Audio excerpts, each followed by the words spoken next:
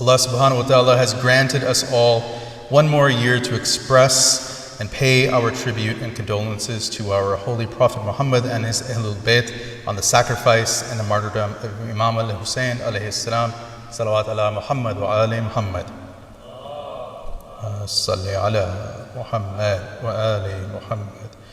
Our program tonight will be led by the recitation of the Holy Quran by Brother Rehan Girniwala, and this will be followed by poetry in English by Brother Aqil Haider.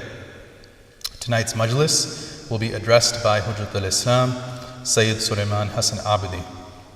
The program in this hall will conclude after the Majlis, and at which point we will head upstairs to join the Urdu program for Matam. Before we begin tonight's program, I'd like to share some important community announcements. Firstly, we have the registration of the Baitul Ilm Academy Sunday School, which is now open for ages 2 to 15. You can all find the links to the registration forms on our website at baitulilm.org under the Sunday School tab. The first day of Sunday School this year will be August 18th. For more information, please email the administration at sundayschool@baitulilm.org. Next, Baitul Ilm will be hosting a weekly ladies' Majlis, which will take place every Saturday starting at 11 a.m. The first Majlis this year will begin on July 13th. The series of Majlis will be recited in English by Khanam Maryam Ali Tahir. Next announcement is with regards to Baitul Ilm's annual blood drive. This is our 15th year of our blood drive. Inshallah, it will be held this year on Sunday, July 28th from 10 a.m. to 4 p.m. Next, our registration for the Baitul Ilm Quran Academy is open. The fall semester will begin August 15th. The Quran Academy, for those of you who don't know, is held on Thursdays and Fridays from 6:30 p.m. to 7:30 p.m. If you have any questions regarding this program, please contact Sayyid Kazim Hussain or check out our website. Next is the American Muslim Advocacy Network and Mahdi Youth of Chicago, which will be hosting a session this coming Friday, July 12th at 10:45 p.m. here at Baitul Ilm. The topic of this discussion will be how Imam Hussein alayhi salam inspires us, faith and activism in Islam. This event is open to all members of the community. And then lastly, the Mahdi Youth will be hosting a discussion with Sayyid Sulayman Hasan Abidi on Saturday, July 13th, following the conclusion of this program here at Baitul Ilm. Please note that this is a brothers-only event for youth aged 14 and above. One final reminder, if I can kindly request you all please to take a moment to double check your cell phones to ensure that they are either muted or on vibrate. And at this time, we will begin our program. I would like to kindly request Brother Rehan Girniwala to please come forward at this time for the recitation of the Holy Quran. Salawat ala Muhammad.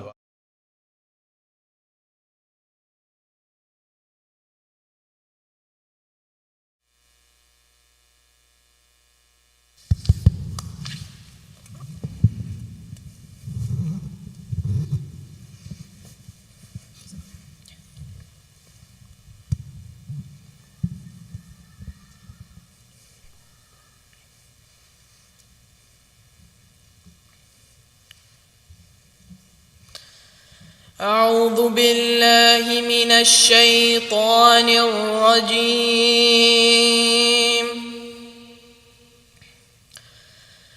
بسم الله الرحمن الرحيم.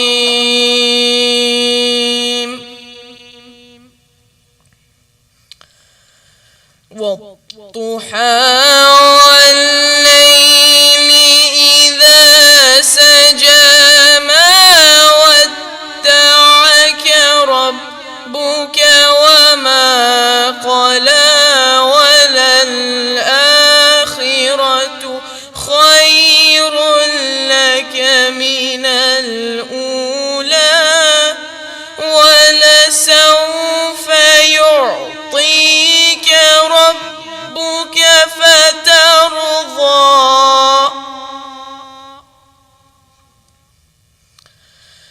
ألم يجدك يتيما فآوى ووجدك ضالا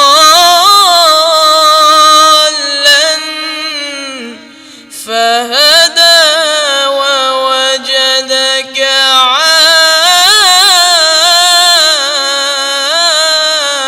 عائلا فأغنى فأما اليتيم فلا تقهر وأما السائل فلا تنحر وأما بنعمة ربك فحدث لا إله إلا الله والله أكبر بسم الله الرحمن الرحيم ألم نشرح لك صدرك فأما اليتيم فلا تقهر وأما السائل فلا تنحر وأما بنعمة ربك فحدث لا إله إلا الله هو الله أكبر ولله الحمد بسم الله الرحمن الرحيم ألم نشرح لك صدرك ألم نشرح لك صدرك ووضعنا عنك وزرك الذي أنقض ظهرك ورفعنا لك ذكرك فإن مع العسر يسرا إن مع العسر يسرا فإذا فرغت فانصب وإلى ربك فارغب صدق الله العلي العظيم.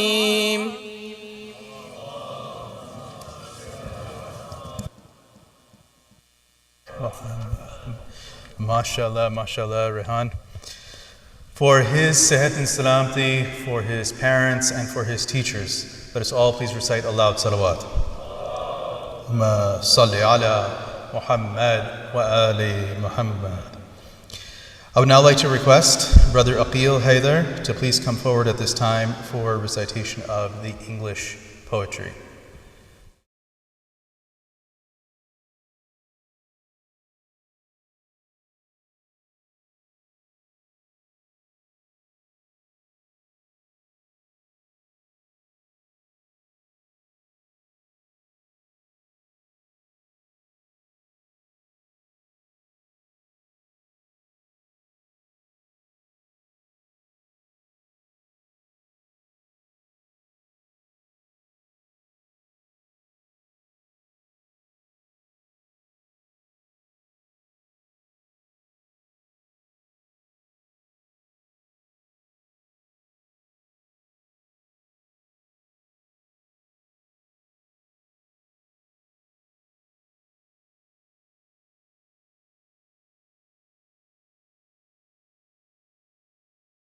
My first day reciting this, so humbly requesting your patience in delivering this poetry.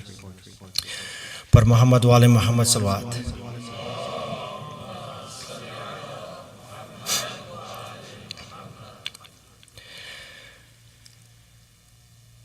Let's all come and say, Labbaik Ya Hussein, Labbaik Ya Hussein, Labbaik Ya Hussein. We carry the burning torch of Azadari Ya Hussein. We carry the burning torch of Azadari Ya Hussein. The flame will never die, we'll pass it on again. Let's all come and say, Labbaik Ya Hussein, Labbaik Ya Hussein, Labbaik Ya Hussein. Let's all come and say, Labbaik Ya Hussein, Labbaik Ya Hussein, Labbaik Ya Hussein. History hasn't seen a tragedy quite like this. History hasn't seen a tragedy quite like this. The world has not seen a human such as this. He sacrificed himself for our eternal bliss. Let's all come and say, Labbaik Ya Hussein, Labbaik Ya Hussein, Labbaik Ya Hussein, Labbaik Ya Hussein, Labbaik Ya Hussein. If Hussein came again, we'll be on his side. If Hussein came again, we'll be on his side. We will not leave, we will die with pride. Let's all come and say, Labbaik Ya Hussein, Labbaik Ya Hussein, Labbaik Ya Hussein. Hood has come from far, breaking all his bonds. Hood has come from far, breaking all his bonds. He has left it all to be with his imams. Let's all come and say, Labbaik Ya Hussein, Labbaik Ya Hussein, Labbaik Ya Hussein. Hussein witnessed his family members die. Hussein witnessed his family members die. We will shout their names with every laughter and cry. Let's all come and say, Labbaik Ya Hussein, Labbaik Ya Hussein, Labbaik Ya Hussein. Sughra cannot sleep, seeing her father's face. Sughra cannot sleep, seeing her father's face. He was covered in blood, fighting for his base. Let's all come and say, Labbaik Ya Hussein, Labbaik Ya Hussein, Labbaik Ya Hussein. What better place to be than the land of Karbala? What better place to be than the land of Karbala, where the family of Hussein and the bodies of Shoda. Let's all give them respect and say it all again. Labbaik Ya Hussein, Labbaik Ya Hussein. Walking from Najaf to the land of Karbala, walking from Najaf to the land of Karbala, with my hands up in the air to see Hussein Mawla. Let's all come and say, Labbaik Ya Hussein, Labbaik Ya Hussein, Labbaik Ya Hussein. Muharram comes and goes, but pain will always stay. Muharram comes and goes, but pain will always stay. Our tears will never stop until we hear you say, just come with us and say, Labbaik Ya Hussein, Labbaik Ya Hussein, Labbaik Ya Hussein. Malakul Maut will come to take our lives away. Malakul Maut will come to take our lives away. Just say the name Hussein, you'll get another day. Let's use that time to say Labbaik ya Hussein, Labbaik ya Hussein, Labbaik ya Hussein. You will not enter heaven without Hussein's name. You will not enter heaven without Hussein's name. We gathered here today chanting Shabir's name. Akhil wrote these words hoping we will say Labbaik ya Hussein, Labbaik ya Hussein. A time will come again when we will need to fight. A time will come again when we will need to fight. Waiting for his call and he will make it right. Let's all raise our hands and call out Mehdi's name. Let's all come and say Labbaik ya Hussein. We have been killed before and we will die again. We've been killed before and we will die again. We will rise with him and say it all again. Let's all come and say Labbaik ya Hussein, Labbaik ya Hussein, Labbaik ya Hussein. Bar Muhammad wa alayhi wa sallam.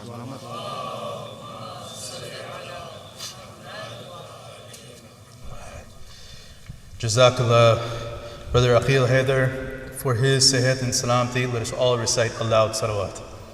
Allahumma salli ala Muhammad wa ali Muhammad. Brothers and sisters, I would now like to recognize our sponsors for tonight's program. For the health, safety, and continued blessings for the Jafri sisters and the Qayyum family, please recite a loud salawat. Allahumma salli ala Muhammad wa ali Muhammad. The sponsors have requested that you remember the marhumin of your families as well as the marhumin of their families. In particular, Sayyid Muhammad Hasnain Jafri, Sayyida Anzar Fatima Rizvi, Sakina Jafri, Tahira Firdausi Begum, Tayyiba Begum Binte Fida Hussain, Abdul Qayyum ibn Muhammad Ishaq, Mukarram Hussain ibn Abdul Qayyum, and Fakhruddin ibn Saleh Boy. Please recite a Surah Fatiha preceded by a Salawat ala Muhammad wa ali Muhammad. Allahumma salli ala Muhammad wa ali Muhammad.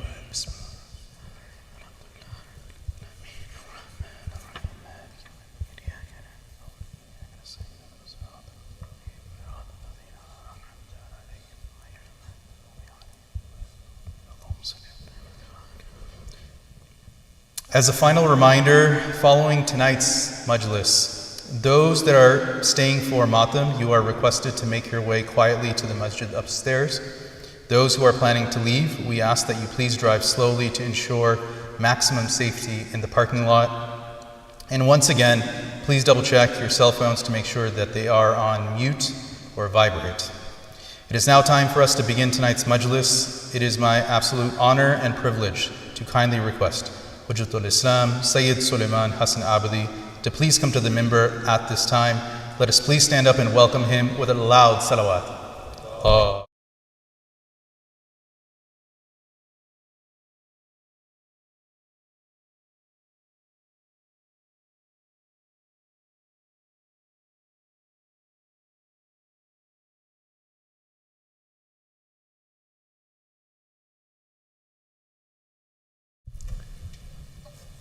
Surah Al-Fatiha.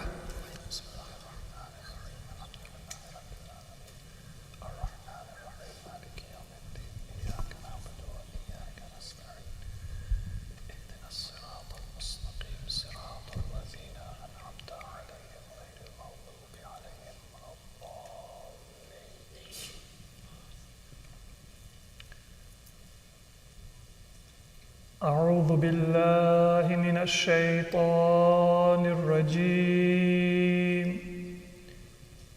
بسم الله الرحمن الرحيم الحمد لله رب العالمين بارئ الخلائق أجمعين والصلاة والسلام على أشرف الأنبياء والمرسلين المبعوث رحمة للعالمين شفيع المذنبين وحبيب قلوب الصادقين سيدنا ومولانا أبي القاسم محمد اللهم صل على محمد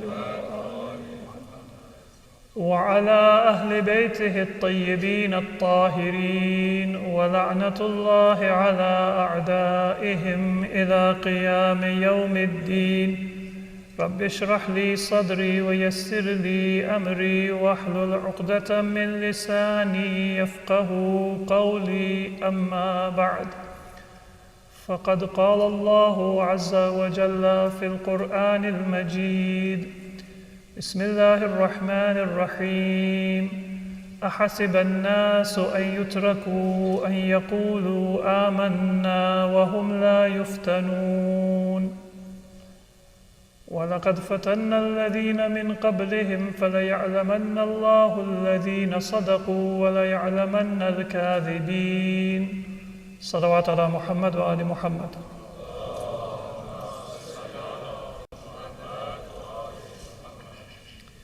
Assalamu alaikum wa rahmatullahi wa barakatuh. Allah says in the opening verses of Surah Al-Ankabut that did people surmise that they will be left to say that we are mu'min, we are faithful, we are believers, and that they will not be subjected to trial or test within their faith. And if that false impression has entered into someone's mind, then let them study the story of previous religious communities and previous prophets, because all of them had the same message, all of them taught the same religion and the same doctrine and beliefs, which is to worship one Creator and to honor the gift that Allah has given us by creating us through serving and obeying His command and seeking His pleasure. There were not multiple religions, but there was always just one religion and one teaching of all of the prophets. At most, there may have been some minor adjustments based on the needs of different cultures and times and places, but that did not affect the essence and the important points of their doctrine. So all previous religious communities, they were also called by their prophets to the same belief and the same religion that you and I are called to in Islam. Islam is not a new religion. And if it is not a new religion and the doctrine is not new and the values are not new, then we should not expect that Allah will deal with us differently than how He managed the affairs of the previous communities. So if we wonder, what is the nature of this divine management of human affairs? How does Allah deal with humanity in guiding us to the true path and in disciplining us and in bringing us to our destination in this life, the culmination of our life and our purpose? Then you can examine the stories that we have from previous religious communities mentioned in the Quran, mentioned in the statements of our Prophet Muhammad sallallahu alayhi wa alihi and Ahlul Bayt. Muhammad wa alihi Muhammad. And the stories that many of us may have also been able to see in history and that have been preserved in different sources. And through these tests, literally the Quran says, فَلَيَعْلَمَنَّ اللَّهُ الَّذِينَ صَدَقُوا وَلَيَعْلَمَنَّ الْكَاذِبِينَ. Allah will get to know those who are true and those who are false in their claim of saying, Amanna. We are mu'min, we are believers. But of course, it isn't that Allah gets to know, because Allah was never ignorant or unaware of the affairs of His creation. It's not because God knows the future. God doesn't know the future because there is no future for God. Knowing the future implies that you are in time and that there is a past, which is a memory, and there is a future that has not yet taken place. And then you will ask, do you remember what happened in the past? And do you know what's going to happen in the future? But if someone is beyond time, then they don't remember the past or know the future, not because of ignorance, but because there is no past and no future. They are not subject to the effect of time or place. That's why also, although in English we sometimes say God is infinite, among the names of Allah that we mention and the attributes of Allah that are part of our tradition, we don't say that Allah is infinite. Because to say that something is infinite also implies that it is within this material realm and it is beyond any limitation or any restriction. There is no border or end. And if something is beyond that, then we say that it is not finite, but it is infinite. That is not one of the terms that is used to describe Allah. It is not an attribute of Allah mentioned to us in the Quran. Why? Because Allah is not part of this physical world for Him to be subject to a question of whether there are limitations or there are not limitations. He is not infinite because He is not subject to the question of being finite or being infinite, but rather He is beyond this material world altogether. So He is transcendent, not that He is infinite. Transcendent meaning that He transcends, He goes beyond, He is not subject to this world at all. And that is the meaning of the dhikr when we say Allahu Akbar. Generally, how do we translate Allahu Akbar? We say God is great. And then some people are a little bit more literal. They say Kabir means great, and Akbar means greater or greatest. Either the comparative or the superlative form, because they are the same form in Arabic. So some people will say that you should translate it, God is greater. But this was a question posed by our sixth Imam, Imam Ja'far al-Sadiq alayhi salam.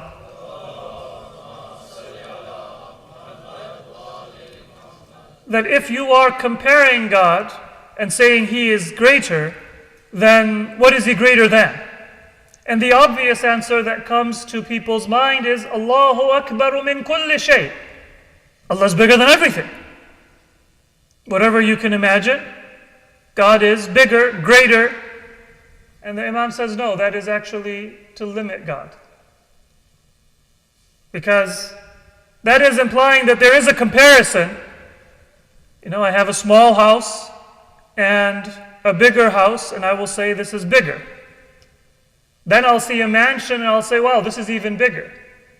Then I might see a palace and I'll say this is even bigger. So there is a comparison. And to say that this is biggest of all in one sense, is praise or an expression of how great something is, but in another sense, it is a limitation. Because when you say you are biggest of all, you are still part of that comparison. The Imam says that it's not Allahu Akbaru min kulli shay, but rather Allahu Akbaru min an yusaf. Allah transcends your imagination. He is bigger than ever to be described, than ever to enter into your mind or your imagination. That is what it means to believe in a God that is transcendent. So for Allah to know those who were true and those who were not true is not for Him to know it, but rather for Him to show it to ourselves and to others. That demonstration where something that was hidden and known only to God now becomes apparent and visible and beyond any kind of dispute for everyone, that is what it means to say that Allah will know it. It is that He will show it so that there can be no doubt and no dispute. Salawat ala Muhammad wa ali Muhammad.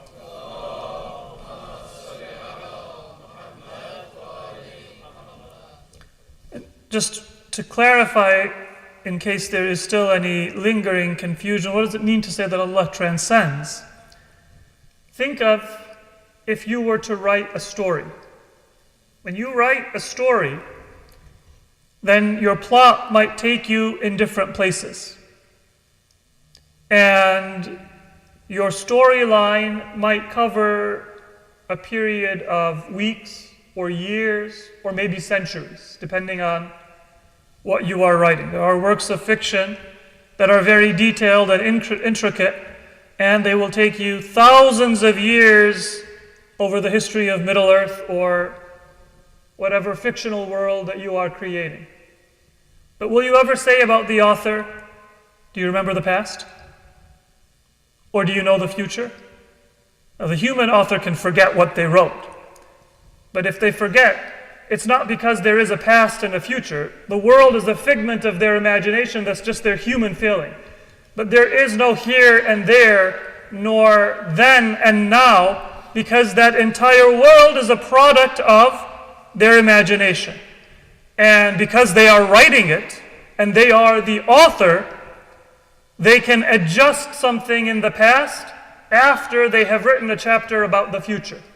And they can simultaneously be thinking about what is going on in two different parts of their fictional world. Because it is part of their imagination. It is their creation. And Allah subhanahu wa ta'ala, He is not forgetful, but He is the creator, and in a kind of figurative sense, we can say that this entire world is within the imagination of Allah. Not imagination, because Allah does not imagine things. When He says something, then it is. So right now, I can manifest, you know how people manifest things? I can manifest whatever I want. But that doesn't mean that it's going to be there in front of me. But when Allah says kun, then the outcome is fayakun. It actually is. So there isn't imagination, but it is entirely a creation within Allah and His power. And so there is no past and no future, no present, no here and there, distance or nearness, but it is all there for Allah all at once. And He is beyond it. But He tests us. And that test is not for His satisfaction or for His knowledge, but rather it is a need that we have. And so that test is for us to become disciplined and to write our own destiny. Write both as in to be the authors of our destiny, because Allah has empowered us with free will. And to write it in the sense of to make it right by following the teachings and the commandments that Allah has given us. Salawat ala Muhammad wa ali Muhammad.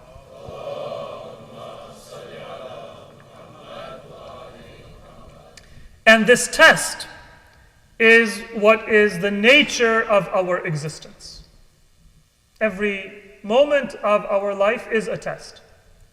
So now if we want to see how we can succeed in this test, and how we can make sure that we achieve salvation, that we live a good life in this world, and that we can achieve salvation in the hereafter. One of the best ways, as we mentioned over the last 2 nights, is for us to examine the example of those who succeeded in a test. Now I know that none of you have ever cheated on a test. But imagine that you wanted to cheat. Would you cheat off of somebody who is failing the class? That was the only time that people like me, who were definitely not cool, ever were the first person chosen. Because in gym class, I was forgotten. Until the teacher kind of said that, well, you got to include him. You can't just let him off. But I was decent in some of the academic subjects, and so people would want to sit next to me, and I would kind of write my tests like this, because that was the one thing I did well. Not that I have much to show for it, but those of you who have been in a class, you know that there are some people that others will befriend just to kind of benefit from, in terms of maybe getting some guidance, getting some notes if they are faithful, or if they are not so honest, trying to see what they're answering and then copying their answers. These days I know that you guys have a lot more sophisticated means of getting answers, and I'm not even sure how it's possible to ensure honesty in the classroom and in students in this age. But that is human nature, that when you want to succeed, if you don't know what to do, then you look to those who are ahead. Some people, they think they're more clever than they actually are, and they cheat off of somebody who actually was going to do worse on the test than they were. They get a lower score than they otherwise would have. So if you want to succeed in the test of life, it isn't cheating to model your life on the example of those who were successful. That is not cheating, but rather that is succeeding. And we mentioned the example of those who were the first to accept Islam. Now we have to be careful when we look at the first ones to accept Islam, because some of the people that history will tell you were early Muslims were not actually the earliest Muslims, and therefore their example may not be the best example to follow.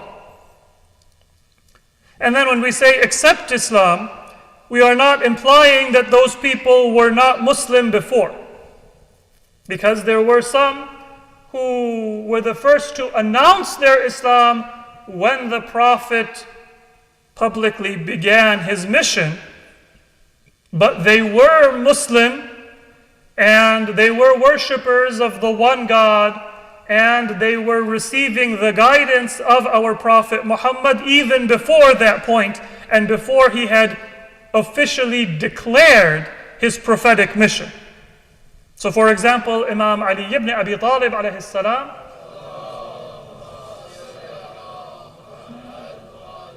was raised by our Prophet, and he was trained by our Prophet from the very beginning of his earthly life.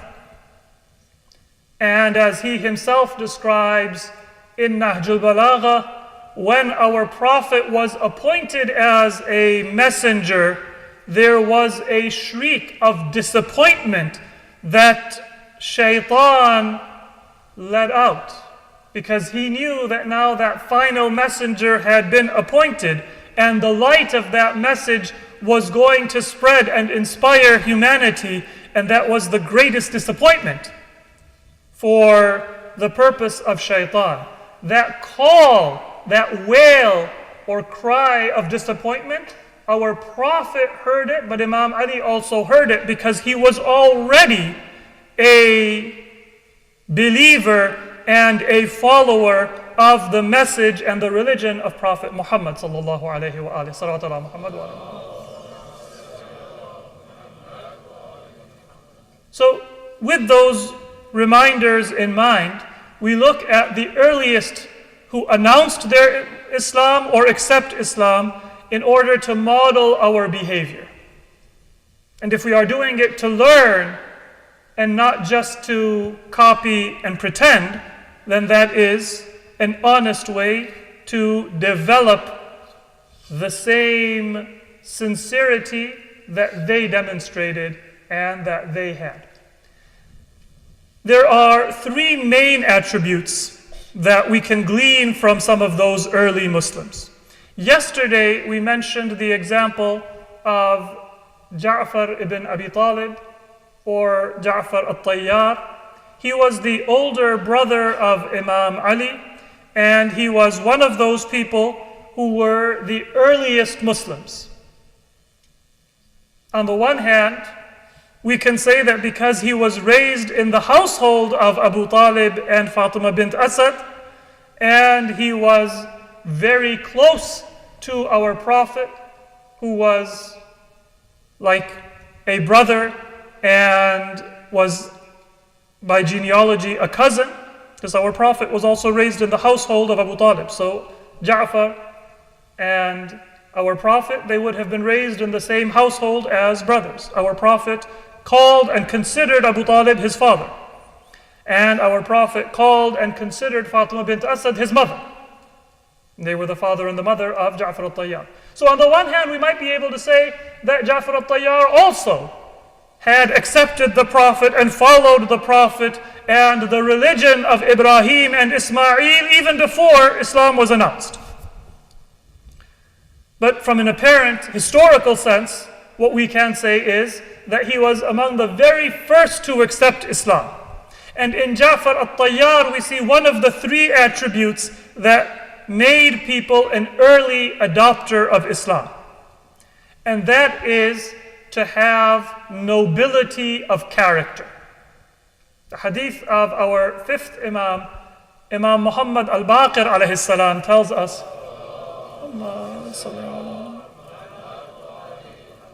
that there were four attributes that Ja'far al-Tayyar had, because of which he was honored in the eyes of Allah even before Islam.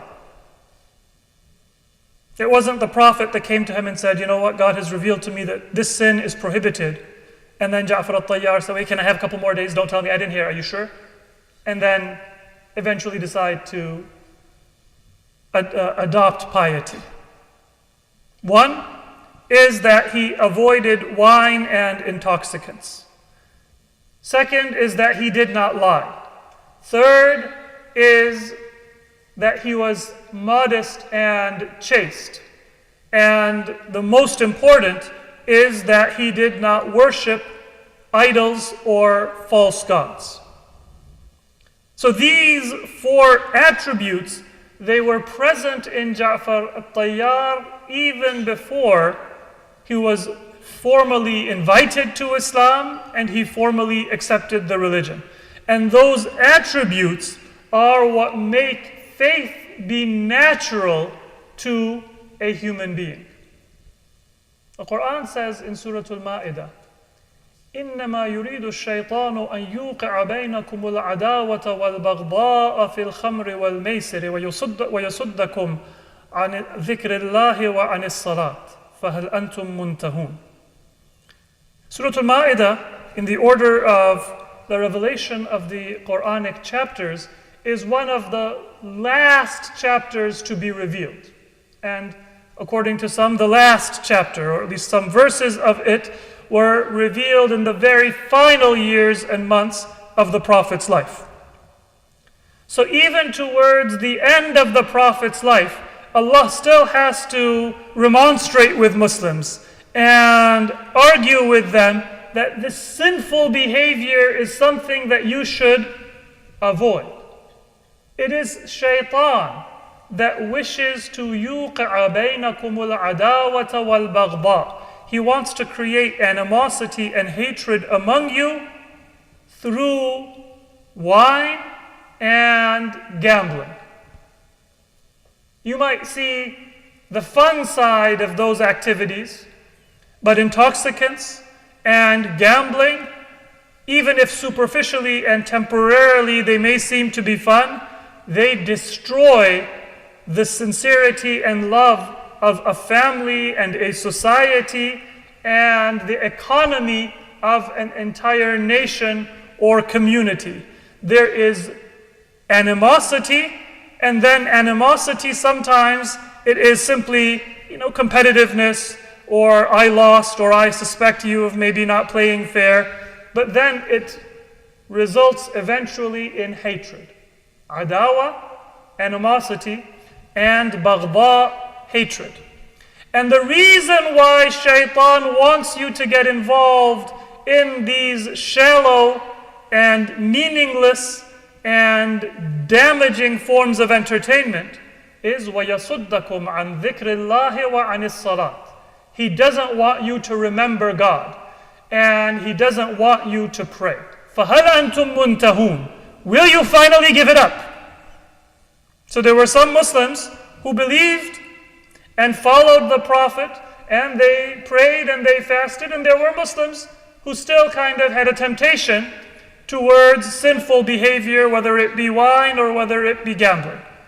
That is the contrast between those who were early adopters of Islam and whose faith was deeply rooted, and many other Muslims who sometimes were inspired and prayed, and other times were tempted and did evil things. So there are these good attributes that are known as makarimul akhlaq, the best of traits. And in a hadith we are told, إِنَّ اللَّهَ عَزَّ وَجَلَّ خَصَّ الْأَنْبِيَاءِ بِمَكَارِمِ الْأَخْلَاقِ. The prophets were sent with the greatest of etiquette and moral values. This is one of the teachings that the Quran and that the sayings of our Prophet and Ahlul Bayt emphasize. Many of us, we may have been exposed to the memory that Christians and Jews had of the prophets of Allah.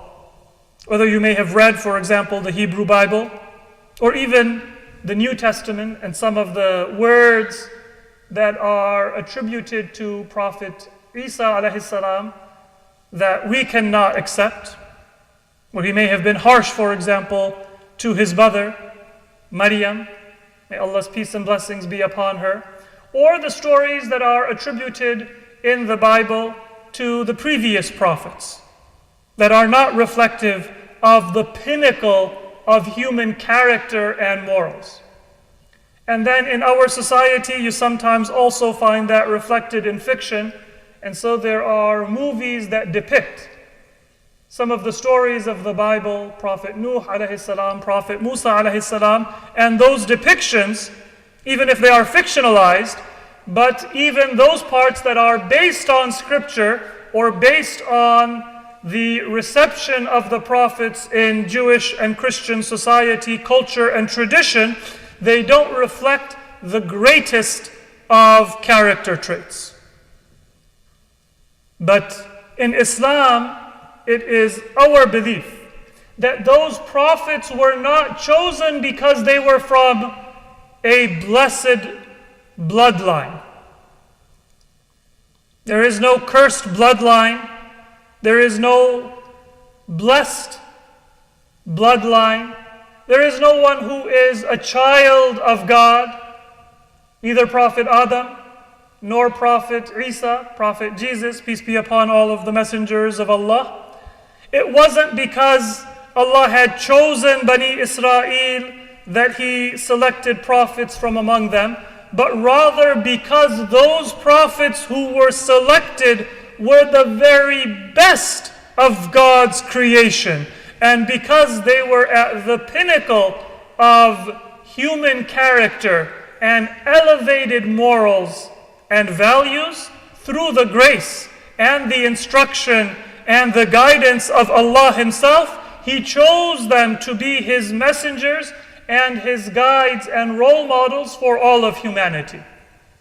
So our Prophet Muhammad Mustafa sallallahu alayhi wa alihi,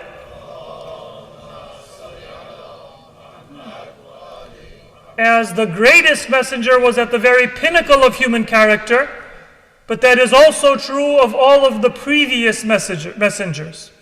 There was no fault or no sin or no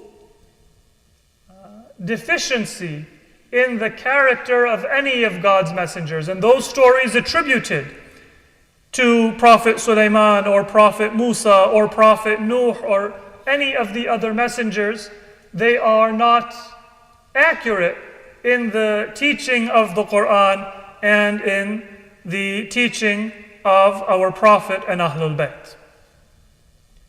So our Imam said, إِنَّ اللَّهَ خَصَّ الْأَنْبِيَاءَ بِمَكَارِمِ الْأَخْلَاقِ. And the reason why Allah sent prophets who were at the pinnacle of human character, and they never had any indecent word or any indecent action, they never approached intoxicants, they never approached any kind of falsehood or false belief, or said yes to the whisperings or the temptations of shaitan, is because those attributes were what they were teaching and they were bringing for humanity. فَمَنْ كَانَتْ فِيهِ فَلْيَحْمَدِ اللَّهَ عَلَى ذَلِكَ. Now, those noble attributes that are given by God as His greatest gift to the messengers, if you find them within yourself, فَلْيَحْمَدِ اللَّهَ عَلَى ذَلِكَ. Then don't just say, well, this is who I am. But be humble before Allah if you have courage, if you have nobility of character, if you are repelled by dishonesty or immodesty or stinginess or evil, if you have those good attributes which are called makarimul akhlaq, some of which are described in our religious texts, but most of which we can understand through our divinely inspired human nature, and therefore they are a shared heritage of all humanity, even those people who don't believe in God. If you have those good attributes, sometimes people with those attributes, they kind of just say, this is who I am. And they don't allow that gift given to them by God to lead them to their Creator and to worship Him and to show gratitude. So first, if you have one of those good attributes, then فَلْيَحْمَدِ اللَّهَ عَلَى ذَلِكَ. Attribute that goodness to God. I might be stingy, but you are generous. So you have an attribute that is beloved by God. Be grateful for it and don't squander it. Don't just think it is a coincidence or it is part of your personality that came through your upbringing or through your genetics. Your upbringing and your genetics were given to you by God. And so recognize and be grateful for the hand of God behind every good attribute that you find within your nature and within your character. But then what about those of us who don't have those good attributes? You might be brave, but I might be a coward by nature. You might be generous, but I might be a stingy person by nature. You might be modest, but I am a little bit of a show-off. So none of us will be entirely absent of any of those good attributes within our nature, but all of us will find that there are some areas where we are lacking or we are missing. So what do you do in those cases? Now sometimes what we do is we justify our unworthy character. There are people who will give you a whole essay about why courage is actually recklessness and foolish. And the person who didn't go to the battlefield and didn't defend their honor or their values or their religion is wiser and smarter because they'll live a long life. And as Islam tells us, all right, are you going to live forever or are you going to die as well? Well, if you're going to die as well, then why not live and die with honor rather than live and die the life of a coward? There are some people who will justify their stinginess by saying this is what allows you to get ahead in the world. They will think of it as a virtue and not as a fault. But then, are they going to take it with them in the hereafter? The most they can do is build a very fancy tomb and have all the gold buried with them or all of their prized possessions buried with them in the tomb. But they will still decay, and their tomb either will be undiscovered and it won't benefit them, or it will be robbed and it will be desecrated. That's the best that can happen. You can't take it beyond there. So if you can't take it with you, then it is better to live with generosity, make a name for yourself in this world, and even more important than making a name for yourself is to earn the pleasure of Allah for all eternity, than to be a miser or to be stingy and not be able to take it with you anywhere. So some people, they make a virtue out of what is a vice. And those people, they have a very hard time ever overcoming their vice because they don't even see it as a bad trait. But then those of us who know that, well, I shouldn't be stingy. I shouldn't be a coward. I shouldn't be a show-off. I shouldn't be competitive in the affairs of the world.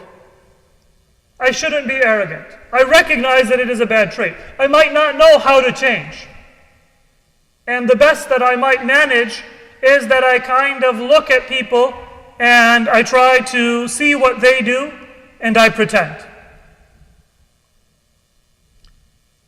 And there is an important role for modeling good behavior. It is attributed to Imam Ali alayhi salatu wassalam, salatu ala Muhammad wa ali Muhammad, that he said, إن لم تكن حليما فتحلم فإنه قل من تشبه بقوم إلا كاد أن يكون منهم. If you are not naturally somebody who is forbearing and patient, anybody who insults you, you immediately have to insult them back.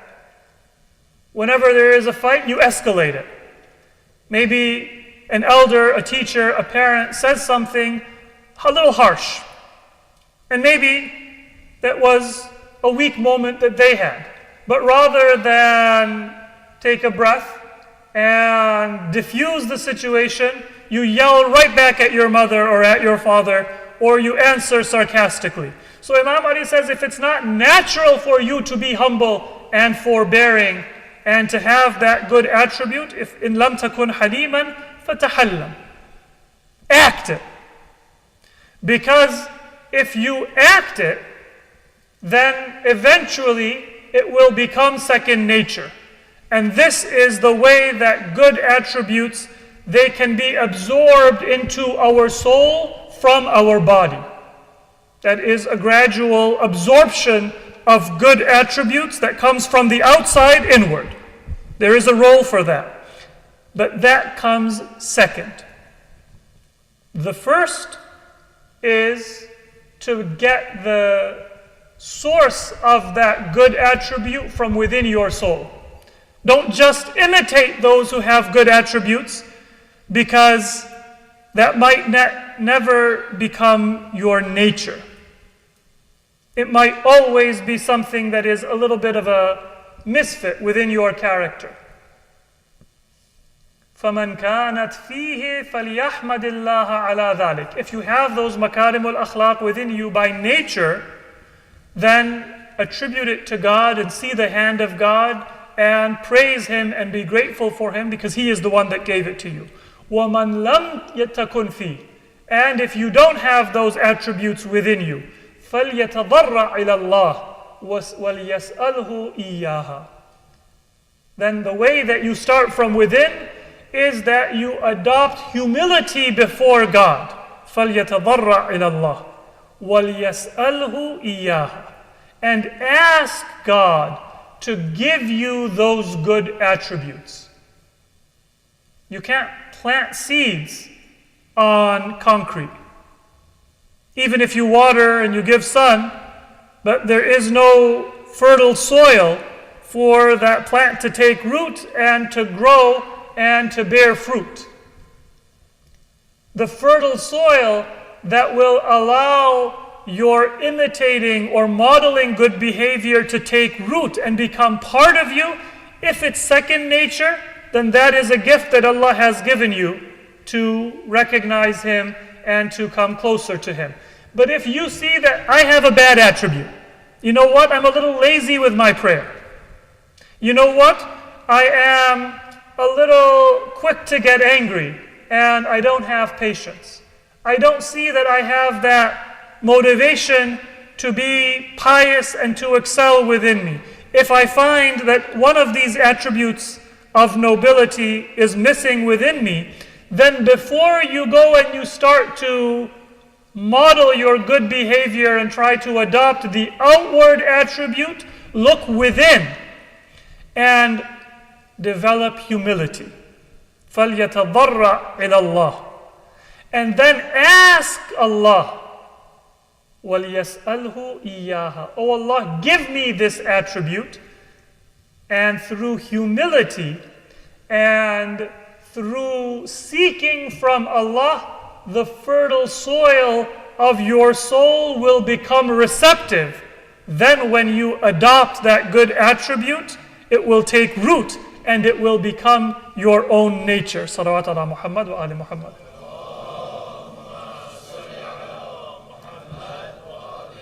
So good character is one of the attributes that we find in those early Muslims. The second important attribute is that they were seekers of truth. Yesterday I mentioned the example of Abu Dhar. He worshipped Allah and did salat or prayed, even though he had not met the Prophet, he did not know about Islam, he had not read the scripture, and he had not learned about qibla or wudu or ghusl or ruku or sujood or tashahud, but he prayed because he knew that there was a creator. So they were seeking truth. And because of their search of truth, when it came to them, they were receptive. Now remember that truth is not curiosity. Many people today, they have this misconception that if you want to find out what is real and what is true, then you should study science, or you should study archaeology, or one of these fields of human endeavor. These are all valuable because they tell you the signs of Allah. Whether you study the heavens, or you study chemistry or biology or physics, or you study archaeology or any other human endeavor, then they are signs of God within creation, within human history. But that is different from truth. Don't ever confuse somebody who has a lot of knowledge about these disciplines or these areas of human study with somebody who has insight into deeper truth. These are valuable, and if a person studies with the right intention, then it can give them a great deal of insight, and it can show them many of the most beautiful ayat and signs of Allah. But a search for truth is something deeper than a curiosity about history or about the cosmos. It is rather a search for that which is the source of the cosmos and the source of our own existence, and which is the eventual destination and the culmination of our existence. And that is beautifully reflected in a hadith of our fifth Imam, Imam Muhammad al-Baqir alayhi salam.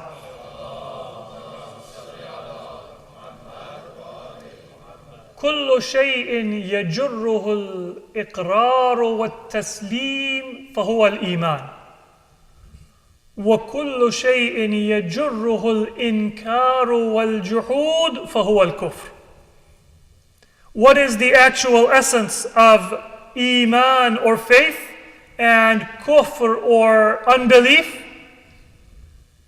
It isn't a label or a list of actions or doctrines and belief. The essence of faith is iqrar and taslim. When you find something is right, you don't want to play devil's advocate and reject it, but rather you say, if this is true, I had staked my reputation on another opinion before, but I will submit, I will admit, I will accept what taslim, and then I will follow. وَكُلُّ شَيْءٍ يَجُرُّهُ الْإِنْكَارُ وَالْجُحُودُ فَهُوَ الْكُفْرُ. And anything that comes from rejecting and being stubborn and obstinate, that is kufr. Even if you believe in one God, even if you believe in Prophet Muhammad, even if you have memorized verses of the Quran, and you pray and you fast, but if you have that stubbornness, that if I've said something that I'm going to stick with it and I'm going to defend it even if I find out that I'm wrong, then you have a seed of kufr within you. That is what it means to be a seeker for the truth. And that is why one sitting, and Abu Dhar saw the Prophet, spoke with the Prophet for a few moments. He had seen by that time, because he had been in Mecca for 3 days, how much the animosity of Quraysh was towards Islam. But he didn't fear that he would be attacked. He didn't fear that his own family may oppose him, may disown him, and that he may be tortured or he may be martyred. He had that desire to seek and to adopt what is true. So one attribute is nobility of character. One attribute is to seek truth. And then the third attribute is love. Inshallah, we'll talk a little bit more about love tomorrow, but this is one of those things that brought many people towards Islam. Hamza, the uncle of the Prophet, even before he declared his Muslims, and many Islamic historians suspect that he had adopted Islam and accepted the religion much before he announced it. But for various reasons and to be a better protector of the Prophet, he didn't announce it. But it was the love of the Prophet that made him say to Abu Jahl that if you insult and if you attack the Prophet, then know that I too am a follower. Khadija, she married the Prophet, although people mocked her, that you are a wealthy woman. Anybody would be honored to marry you. And Muhammad ibn Abdullah, yeah, he's from a good family, but he's poor. He's an orphan. But she had a love for his character. He hadn't yet been appointed as a prophet. But just the love of the Prophet brought her that greatest honor that made her Ummul Mu'mineen, the mother of the believers, the greatest of those supporters of the Prophet, who also became the grandmother of Imam Hasan and Imam Hussein and all of our Imams until Imam Mahdi alayhi salam.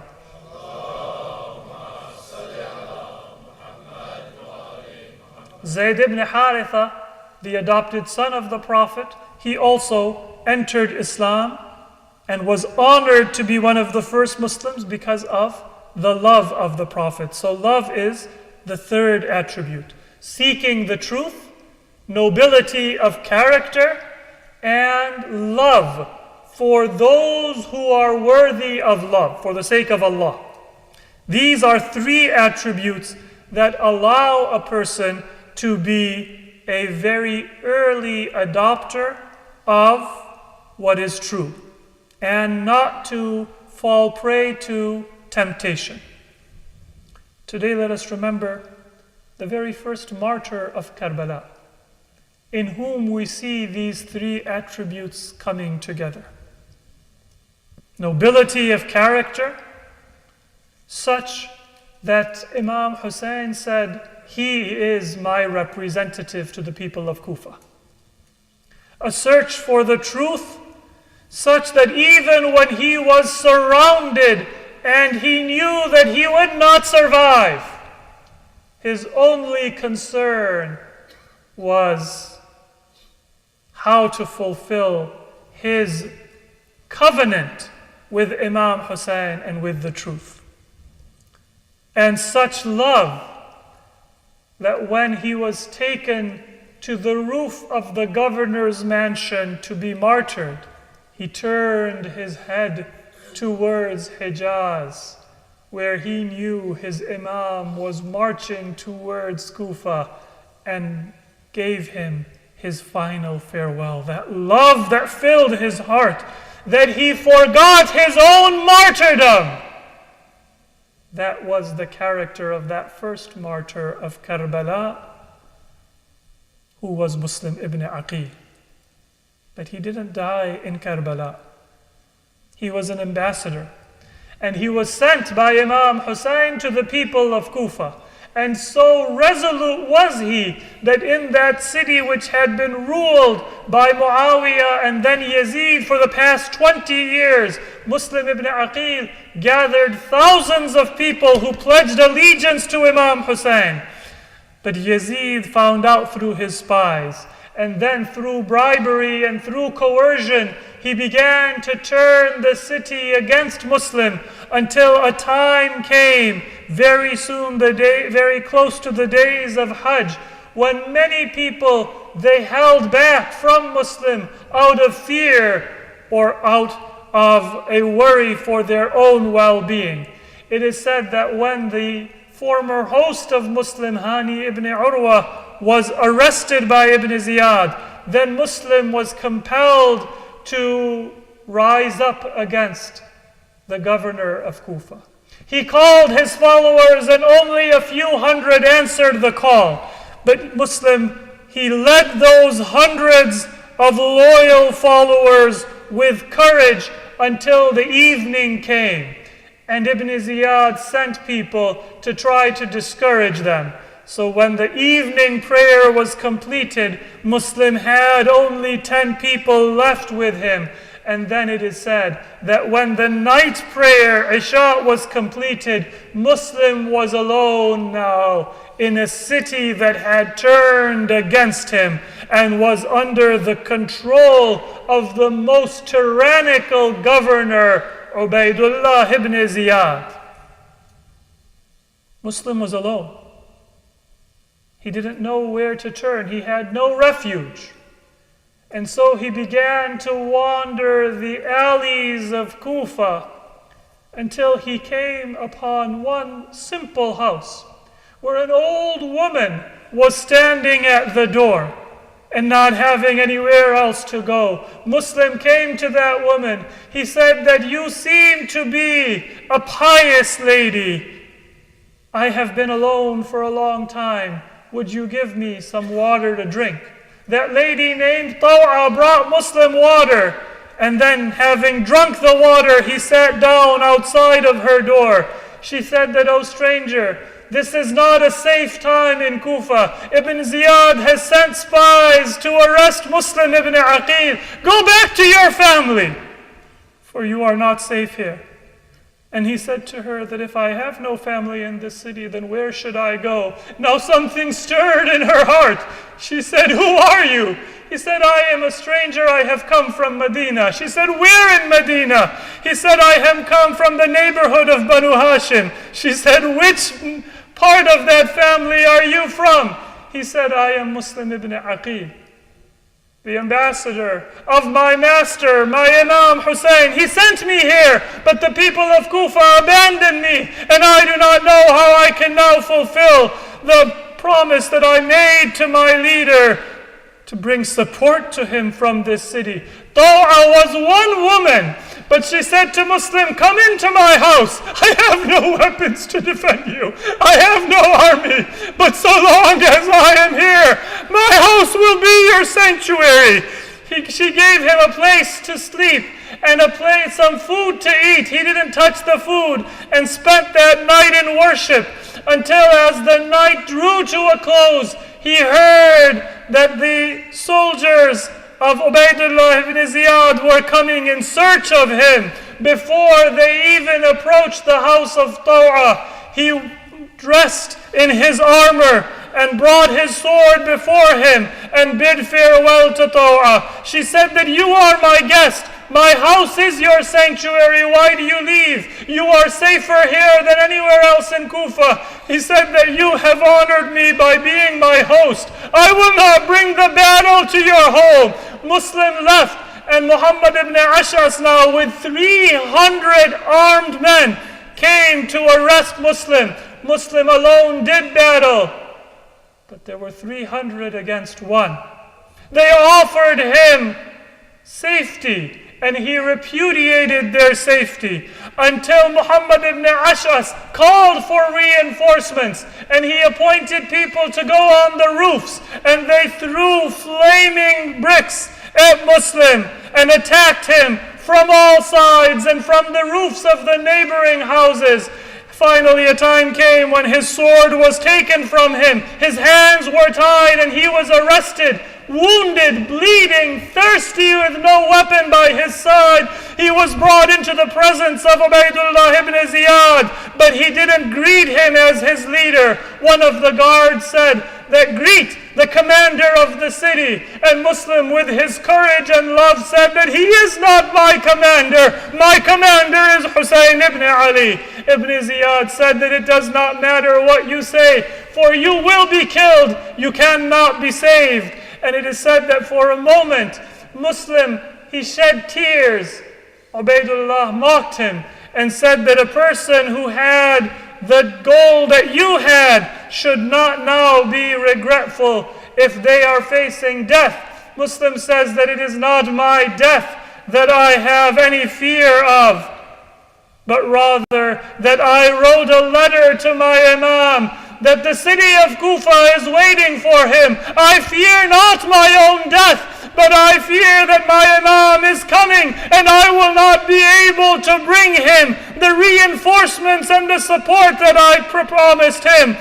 Ubaydullah told his guards, take Muslim to the roof of the governor's mansion, and there Muslim was martyred, and as the sword was lifted above his head, he forgot his own life, and he turned his body towards Hijaz. He called out, Assalamu alayka ya Aba Abdullah. Oh my master Hussein, forgive Muslim if he was not able to fulfill the responsibility that you gave him. Accept him as a martyr in your path. Imam Hussein was still on the journey towards Kufa, but it is said in that path he stood up once and he said, Wa alayka salam ya Muslim, and he returned the greetings of Muslim.